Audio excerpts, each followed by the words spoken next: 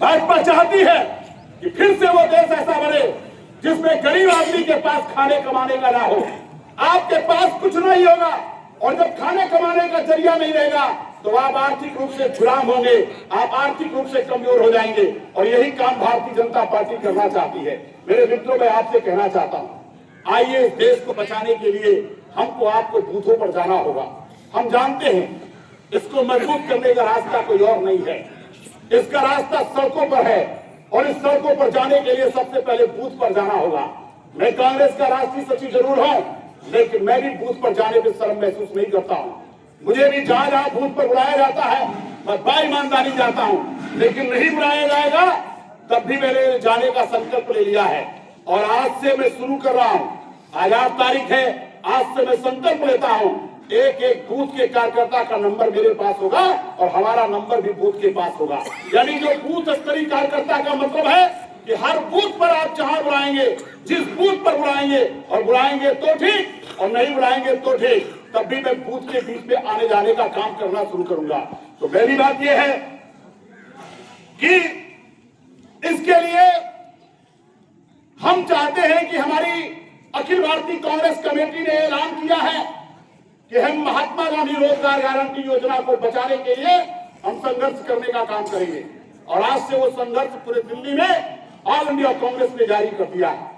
और मैं भी आपसे कह रहा हूं, आज से मैंने इसको यहां से जारी कर दिया है। मैं भी संकल्प लेता हूं, 8 जनवरी से लेकर 8 फरवरी तक, यानी 12 जनवरी से प्रारंभ होगा और उसके बाद सड़कों पर संग्राम होगा। और ये संग्राम किस बात के लिए है?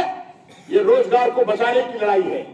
और एक बात और कहता हूं, हम मजदूरी बढ़ाने की बात नहीं कर रहे, हम तो ये भी कह रहे हैं इस सरकार में अगर 56 इंच का सीना है तो आइए पता करिएगा कि इस देश में कौन कौन बेरोजगार है, जिनके पास रोजगार नहीं है।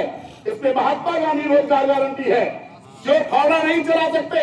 अगर उनके पास कोई रोजगार नहीं है तो सरकार कोई कानून बनाए और बनाकर बताए कि जितने बेरोजगार होंगे उनको रोजगार देने का क्या रास्ता होगा, उनको क्या भत्ता देने का काम करेंगे।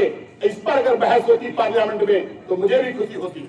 मैंने पार्लियामेंट की बहस देखी है, उस पर बात हो रही है, दूसरी बातों पर बात हो रही है, लेकिन इस देश के रोजगार पर बात नहीं हो रही है, इस देश के बेरोजगारों पर बात नहीं हो रही है, मजदूरी बढ़ाने पर बात नहीं हो रही है, मजदूरों की दिशा क्या है उस पर बात नहीं हो रही है, और मजदूरों को क्या क्या चाहिए इसकी भी बात नहीं हो रही है। हिम्मत तो इस देश के जितने भी मजदूर 64 करोड़ हैं, उन 64 करोड़ मजदूरों का आप बीमा करवा दीजिए, आप स्वास्थ्य बीमा करा दीजिए, आप भारतीय जीवन बीमा निगम से स्वागत करके एक एक मजदूर का कराइए। अगर आप चाहें तो मजदूरों की आप दिशा को सही कर सकते हैं, लेकिन आप चाहते हैं कि जैसे हमने किसानों को परेशान किया, किसान सड़कों पर संघर्ष करता रहा, आपने कानून नहीं बदला। जब 700 किसान मर गए तो आपने किसानों की, अब मजदूरों का नंबर है, ये बारी बारी से नंबर लगाते हैं। पहले नौजवानों को लगाया जो अग्निवीर के तहत 4 साल की नौकरी देने का प्रोग्राम बना लिया। पहले 20 साल की नौकरी सेना में भर्ती होते थे, तो एक एक करके बारी बारी से नंबर लगाते हैं। व्यापारियों को तंग करना था तो जीएसटी लेकर चले आए, नौजवानों को परेशान करना था तो अग्निवीर लेकर चले आए, किसानों को परेशान करना था, किसानों के लिए काले कानून लेकर चले आए। अब मजदूरों को परेशान करना है तो इस कानून को खत्म करने के लिए ही एक साजिश रची गई है। इसलिए मेरे मित्रों, मैं आपसे कहना चाहता हूं, इस देश में जब तक किसानों को, मजदूरों को, नौजवानों को, व्यापारियों को जब तक हक नहीं मिलेगा, ये देश सुंदर नहीं बन सकता।